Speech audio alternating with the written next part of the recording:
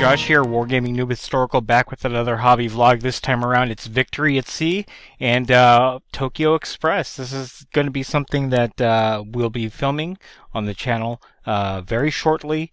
I'm planning to play the first mission of Tokyo Express very soon, probably filming next weekend. But I wanted to talk about the setup for Tokyo Express, why I'm going to do this, and I'm going to show off the ships that I will be using for the supplement here. So, as you know, I've been playing a lot of solo play games in the past year or so. That's due to many circumstances, but also allows me the flexibility to film when I can without having to schedule with anybody, set some time aside to film. However, playing games by yourself, especially when it's you that has to make the decisions on both sides of the game. Tokyo Express for Victory at Sea is a solo play supplement that came out when the two-player starter Battle for the Pacific came out.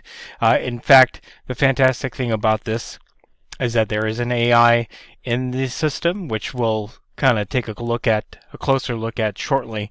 That will allow some randomization on how, in this example, the Japanese will react to the choices that I make as the U.S. Navy commander for the squadron in the missions. So, another great reason why Tokyo Express has brought me back to Victory at Sea is that it forced me to paint all the models that are necessary for this solo play supplement to be filmed. It utilizes most of the models out of the Battle for the Pacific two-player starter, so it just gives you a great excuse to get those painted up. And in fact, it's not very difficult to paint these ships. Really, it's just painting the water and painting the ships, maybe choosing a little bit of color for the decking, or if you're brave, the dazzle that would have been appropriate for this period of time. Alright, so with that said, we're going to go down to Tokyo Express. Basically tells you what you're going to need. You're going to need the Victory at Sea starter set, the Battle for the Pacific, which you can get from Amazon for a very competitive price now. So all the tools and counters and dice from the two-player starter, as well as a tape measure. You get a 3x3 play area that's accomplished by using the water maps that are included in the two-player starter. Copy the rules. At least 6 U.S. Navy destroyers, 3 IGN destroyers, the Chicago, the Northampton, the Kumano, Furutaka, and Mogami. And again, these are the majority of the ships out of the two-player starter, so it's fantastic that this gives you a reason to get all of those painted. I think the only ship that's not included for this supplement is the Indianapolis. So that's one ship out of all the ships included in the two-player starter. It's not bad. So the main crux of the solo play supplement is the AI, and that's talked about in the next couple pages here, the solo play rules. If you are not familiar with the Victory at Sea rules, you can go ahead and download that from Warlord. It gives you what you will do in the initiative phase, gunnery phase, movement phase, and the end phase in terms of how the AI integrates with the game itself. Here's a gunnery table of what the Japanese will do based on what the AI has asked it to do in the game. Here is just the here is a view of the ship, which is going to be in the center here, and the actions that you'll take based on where the U.S. Navy ships are in the game. Some of the diagrams, the key to the diagram that you see here, and then obviously the mission. So the first mission is Tokyo Express. You just need 4 destroyers on the US side, 3 destroyers in the Kumano on the Japanese side. Game will end in 6 turns, and the objective is to sink at least 2 enemy destroyers.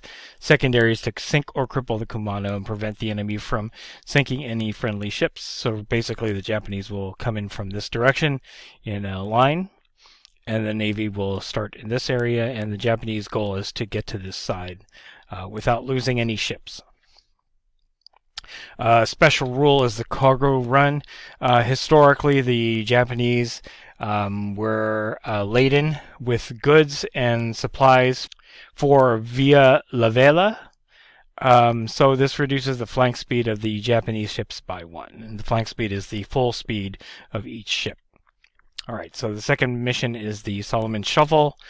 4 destroyers, the Northampton, 2 destroyers, Japanese, the Mogami and the Furutaka. Northampton will start in the center.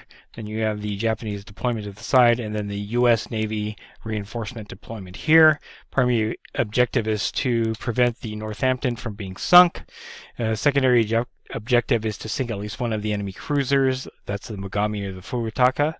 Prevent the Northampton from taking any further critical damage.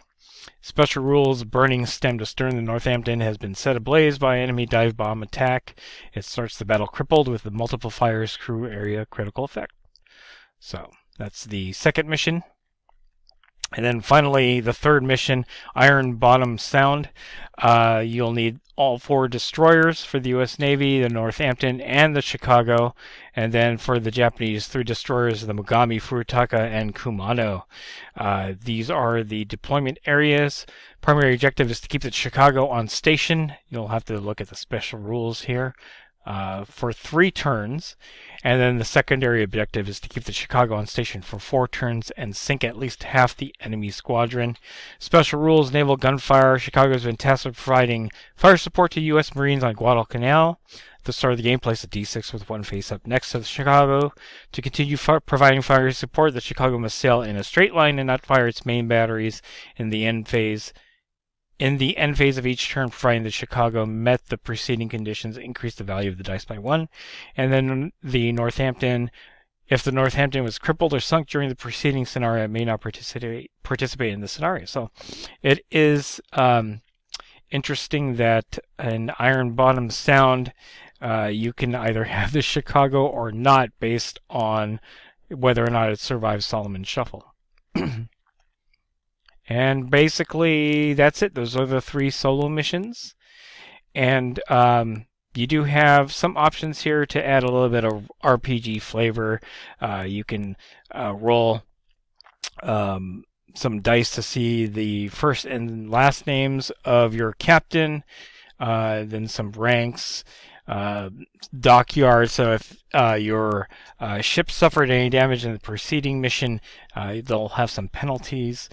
You can have medals and decorations, and that's pretty much it. This is an interesting 8-page little supplement for the Battle for the Pacific 2-player starter for Victory at Sea. Also allows you to kind of learn the game by yourself if you don't have a buddy to play with, in terms of just getting a game in.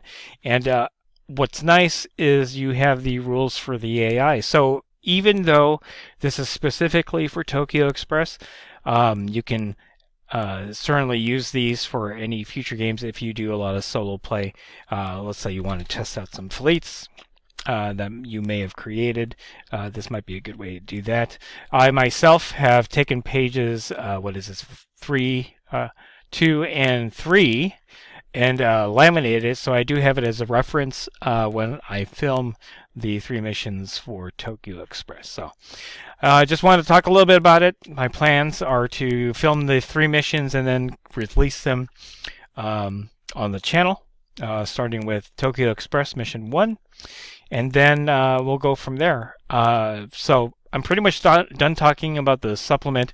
What I'm going to do is I'm going to just show off the fleets that I've completed for the solo play supplement. That doesn't mean that the entire Battle for the Pacific has been painted, just the ships that I need to play the solo supplement. So that's going to come right up. Alright guys, so here are the 2 squadrons that will be facing off in the Tokyo Express solo play campaign. On this side are the US. We got 4 Fletcher class destroyers. We have the Chicago and the Northampton. On this side we have the Japanese squadron. We have 3 Fubukis. We have the Furutaka, the Kumano, and the Mogami.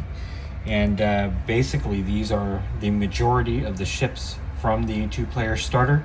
The exception being the Indianapolis on the US side, as well as 2 other Fubukis. And yeah, that's it. So yeah, pretty soon be filming the first mission, Tokyo Express, probably the following 2 missions, hopefully very soon.